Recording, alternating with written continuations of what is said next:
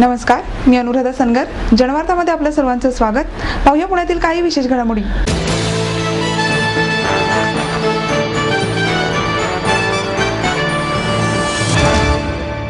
अंतिम निर्णय होईपर्यंत सध्या आहे त्याच पद्धतीने पुण्याचा पाणी पुरवठा सुरू राहील, अशी हमी उपमुख्यमंत्री अजित पवार यांनी दिली. शासनाने मंजूर केल्यापेक्षा पुणेकर अधिक पाणी वापरत असल्याचे वारंवार सांगत महापालिकेने तातडीने पाणी गळती रोखावी आणि सांडपाण्यावर प्रक्रिया करून शेतीसाठी पाणी उपलब्ध करून द्यावे, अशा अटी घालत अखेर उपमुख्यमंत्री अजित पवार यांनी पुण्यातील पाणी कपात मागे घेणार असल्याचे जाहीर केले. मात्र पुणेकरांना पुढील 9 महिन्यांसाठी दरमहा 1.25 TMC पाणी देणार का, यावर मात्र उत्तर देण्याचे त्यांनी टाळले. धरणे 100% भरल्यानंतरही पुरेसे पाणी देण्यास पाटबंधारे विभागाने नवीन मुठा उजवा कालवा सल्लागार समितीच्या झालेल्या बैठकीनंतर नकार दिला होता. त्यामुळे महापालिकेने गुरुवारपासून शहरात पाणी कपातीचे धोरण जाहीर केले होते. या निर्णयानंतर शहरातील सर्वपक्षीय लोकप्रतिनिधी, स्वयंसेवी संस्था आणि नागरिकांनी संतप्त प्रतिक्रिया व्यक्त केल्या होत्या. निर्णयावर टीकेचे मोळ उठल्याने पवार यांनी जळगाव येथील नियोजित दौरा आटोपता घेत तातडीने पत्रकार परिषद घेतली. पत्रकार परिषदेत पवार यांनी कालवा सल्लागार समितीच्या बैठकीत पाणी कपातीवर कोणताही निर्णय झालाच नसल्याचे स्पष्ट केले. तसेच कालवा समितीला कपात करणे किंवा वाढीव पाणी मंजूर करण्याचा कोणताही अधिकार नसून याबाबत मंत्रिमंडळ बैठकीत निर्णय घेतला जात असल्याचे सांगितले. धरण साठ्यातून पुणे शहराला किती पाणी द्यायचे याबाबतचा अंतिम निर्णय झालेलाच नाही, तरीही चुकीचे चित्र रंगवले गेले आहे, असा सावध पवित्रा घेत अजित पवार यांनी शहरात कुठलीही पाणी कपात न करता यापुढेही अंतिम निर्णय होईपर्यंत सध्या आहे त्याच पद्धतीने पाणी पुरवठा सुरू राहील, अशी घोषणा केली. यामुळे तुर्तास तरी पुणेकरांवरील पाणी कपातीचे संकट टळले आहे.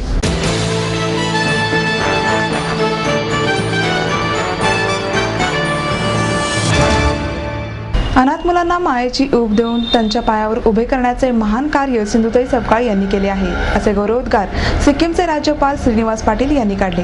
महापालिकेच्या वतीने ज्येष्ठ सामाजिक कार्यकर्त्या सिंधुताई सपकाळ यांचा सिक्कीमचे राज्यपाल श्रीनिवास पाटील यांच्या हस्ते मानपत्र देऊन विशेष सत्कार करण्यात आला. महापौर चंचला कोदरे, उपमहापौर बंडू गायकवाड, म्हाडाच्या पुणे विभागाचे अध्यक्ष अंकुश काकडे, नगरसेवक आबा बागुल, माधुरी सहस्त्रबुद्धे, शिक्षण मंडळ उपाध्यक्ष नरेंद्र व्यवहारे आदी यावेळी उपस्थित होते. श्रीनिवास पाटील म्हणाले, सन्मती बाल निकेतन संस्थेच्या माध्यमातून गेली अनेक वर्षे हजारो अनाथ आणि उपेक्षित बालकांचे संगोपन सिंधुताई सपकाळ यांनी केले आहे. समाजाने दुडकारलेल्या स्वकीयांच्या प्रेमाला पारख्या झालेल्या असंख्य निराधारांना माईंनी प्रेमाने आपलेसे केले आहे, असेही त्यांनी नमूद केले. सत्काराला उत्तर देताना सपकाळ म्हणाल्या, आतापर्यंत मला अनेक सत्कार आणि पुरस्कार मिळाले आहेत, पण ज्या पुण्यात माझी संस्था आहे त्या पुणे महापालिकेने माझा सत्कार केला. हा सत्कार म्हणजे मायेचा हात आहे, त्यामुळे हा सत्कार माझ्यासाठी विशेष आहे, अशा भावनाही त्यांनी व्यक्त केल्या.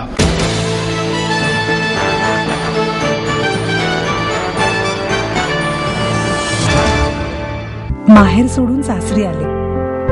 इथेही प्रेमाची, मायेची माणसं होती, पण माझं भविष्य सुरक्षित आहे याचा आनंद, आत्मविश्वास वाढवणारा होता. Samruddha Jeevan multistate multipurpose cooperative society limited.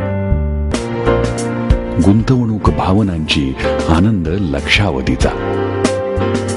समृद्ध Jeevan multistate multipurpose cooperative society limited.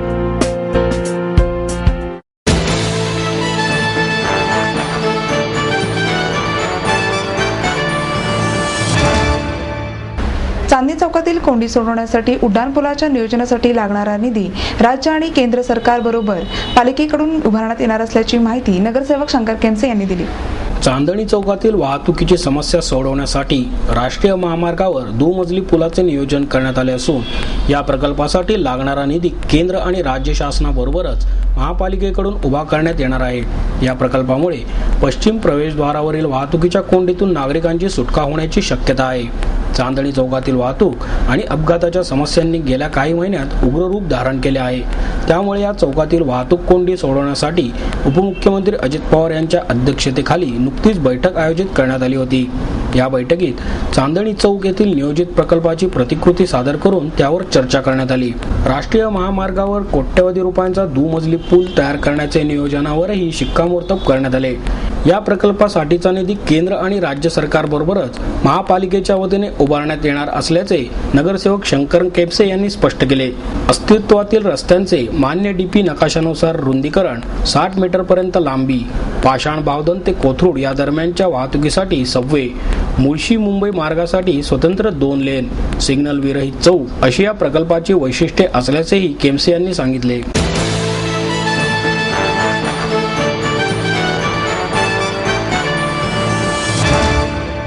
शिक्षण सम्राट ही आता शिवी झाले, अशी टीका ज्येष्ठ नेते बाळासाहेब विखे पाटील यांनी केली. राष्ट्रसंत तुकडोजी महाराज नागपूर विद्यापीठाचे माजी कुलगुरू डॉक्टर शनू पठाण यांच्या वेदना आणि प्रेरणा या दुसऱ्या आत्मचरित्राचे प्रकाशन विखे पाटील यांच्या हस्ते करण्यात आले. प्राध्यापक doctor Vishwanath Karad, KP Sonawane, PA Inamdar, doctor Kishor Sanap, Ratanlal Sonagra यावेळी उपस्थित होते.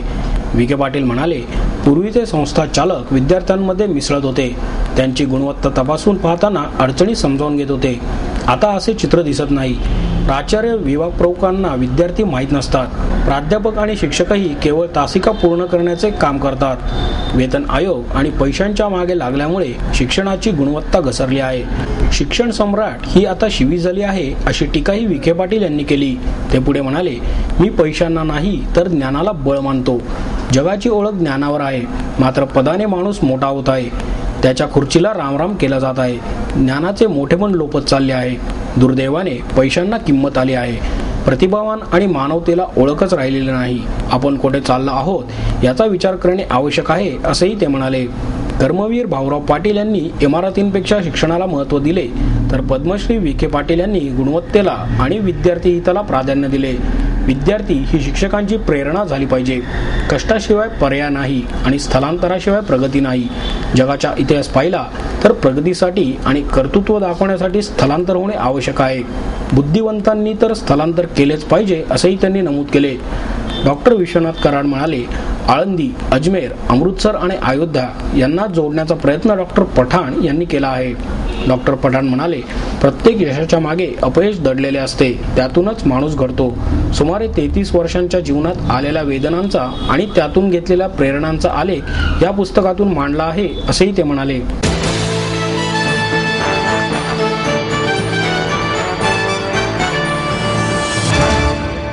आई वडिलांनी पै जमवून मला शिकवण्याचा निर्णय घेतलेला कळत होता. माझ्या उच्च शिक्षणासाठी त्यांनी मला कायमचा आधार मिळवून दिला होता. त्यांनी स्वतःसाठी कधीच काही केलं नाही, पण माझ्यासाठी Samruddha Jeevan multistate multipurpose cooperative society limited. गुंतवणूक भावनांची, आनंद लक्षावधीचा. Samruddha Jeevan multistate multipurpose cooperative society limited.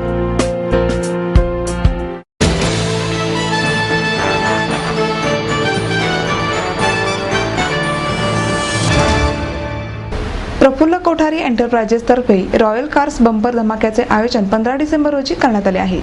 Prafulla Kothari एंटरप्राइजेसच्या वतीने येत्या 15 डिसेंबरला रॉयल कार्स बंपर धमाक्याचे आयोजन करण्यात आले असून लकी ड्रॉतील प्रमुख विजेत्यांना दुबई आणि अबुधाबीची सफर करण्याची संधी लाभणार आहे.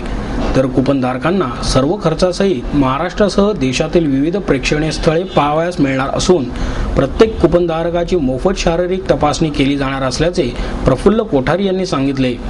पुण्यातील गणेश कला क्रीडा रंगमंच येथे 15 डिसेंबरला बंपर धमाका कार्यक्रम प्रमुख पाहुण्यांच्या हस्ते होणार असून यातील पहिल्या 31 लकी ड्रॉ विजेत्यांना दुबई आणि अबुधाबीला जाण्याची संधी मिळणार आहे.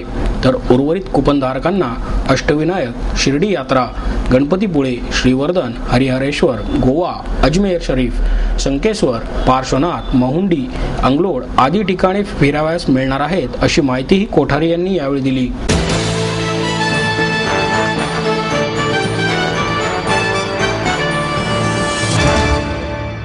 पुणे बुक फेअरचे उद्घाटन महापौर चंचला कोदरे यांच्या हस्ते करण्यात आले. साहित्य क्षेत्रात खळबळ माजवणारी, सकारात्मक विचार करण्यास भाग पाडणारी, विज्ञानाची अद्ययावत माहिती देणारी अशा अनेक विषयांवरील मराठी, इंग्रजी आणि हिंदी पुस्तकांचे पुणे बुक फेअर हे प्रदर्शन गणेश कला क्रीडा रंगमंच येथे सुरू झाले आहे. या प्रदर्शनाचे उद्घाटन महापौर चंचला कोदरे यांच्या हस्ते करण्यात आले। यावेळी बँक ऑफ महाराष्ट्राचे मुख्य व्यवस्थापक बिपिन बिहारी शर्मा, महाराष्ट्र साहित्य परिषदेच्या कार्याध्यक्ष डॉक्टर माधवी वैद्य हे प्रमुख पाहुणे म्हणून उपस्थित होते। ललित साहित्यांसह विज्ञानातील गुपित उलगडणाऱ्या, आयुष्यात यशस्वी झालेल्या व्यक्तींचे आत्मचरित्र, पाककला अशी अनेक विषयांवरील पुस्तके या प्रदर्शनात मांडण्यात आली आहेत। प्रदर्शनात विविध प्रकाशकांची पुस्तके आहेत। यावेळी बोलताना कोदरे म्हणाल्या, वाचन कोणत्याही प्रकारचे असू दे त्यापासून ज्ञान मिळत असते, त्यामुळे माणसांमध्ये शिकण्याची वृत्ती कायम असावी। पुस्तकाच्या जगात प्रत्येकाने लहानपणापासून वावरले पाहिजे। तसेच साहित्य निर्मिती आणि प्रसारासाठी महानगरपालिकेच्या वतीने सर्वतोपरी मदत करण्यात येईल असे आश्वासनही कोदरे यांनी दिले। आपल्या आवडत्या पुस्तकांबद्दल त्या म्हणाल्या, मला चाणक्य हे पुस्तक आवडते, कारण हे सर्वांना उपयुक्त ठरणारे पुस्तक आहे। या पुस्तकातील हुशारी आणि चातुर्य प्रत्येकाला समाज आणि राजकारणात उपयुक्त ठरणार आहे असेही त्यांनी सांगितले। हे प्रदर्शन दिनांक 20 ऑक्टोबर पर्यंत सर्वांसाठी खुले राहणार आहे।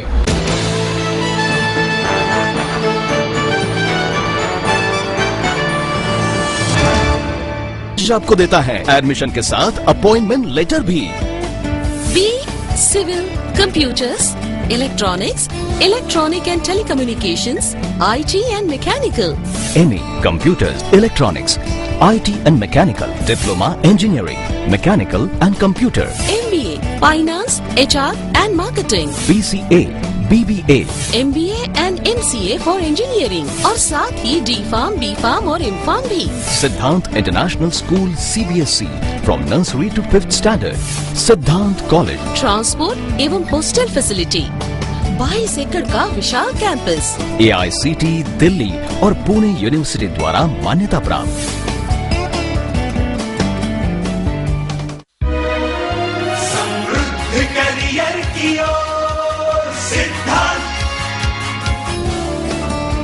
सिद्धांत कॉलेज, सुदुमरे, पुणे। एडमिशन के लिए आज ही कॉल करें या लॉग ऑन करें।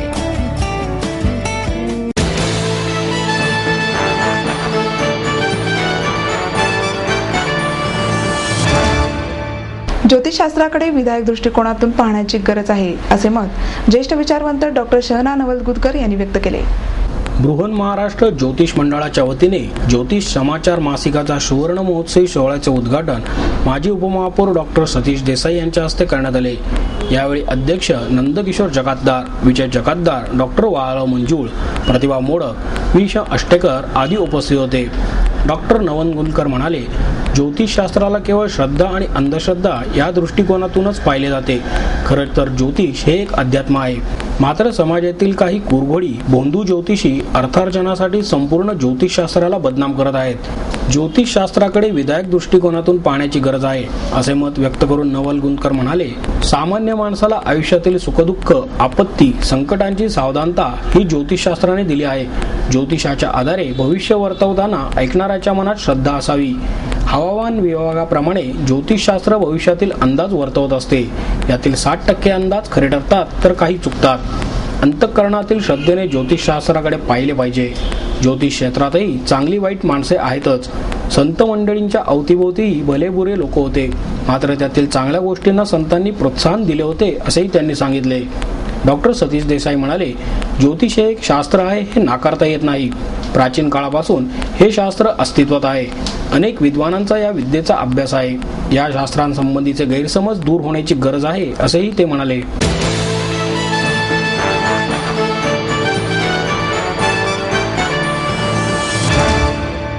बडोदे मित्रमंडळाच्या वतीने श्रीमती गंगूताई पटवर्धन स्मृतीनिमित्त सामाजिक कार्यकर्त्या मेधा पाटकर यांचे पर्यावरण, विस्थापन आणि विकास यात समतोल शक्य आहे का या विषयावर व्याख्यान होणार आहे, अशी माहिती मंडळाचे विश्वस्त राजेंद्र माहुलकर यांनी दिली। यावेळी मंडळाचे अध्यक्ष अनंत अभ्यंकर, कार्यवाह उज्ज्वल पानसे उपस्थित होत्या।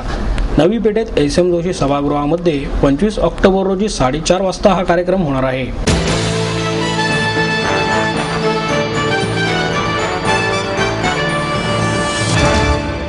आपलं स्वप्न, आपलं मन, आपलं स्वतःचं घर हेच खरं धन। समृद्ध जीवन पार्क सादर करत आहे 140 फ्लॅट्सची एक प्रशस्त गृह योजना।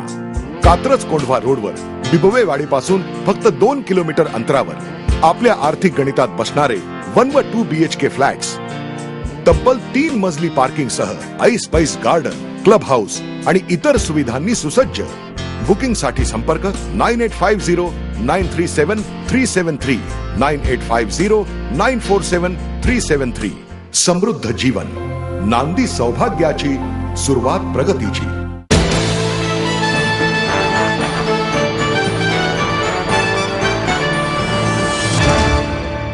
आणि याबरोबरच आजचे बातमीपत्र संपले. उद्या पुन्हा भेटूया याच वेळी. नमस्कार.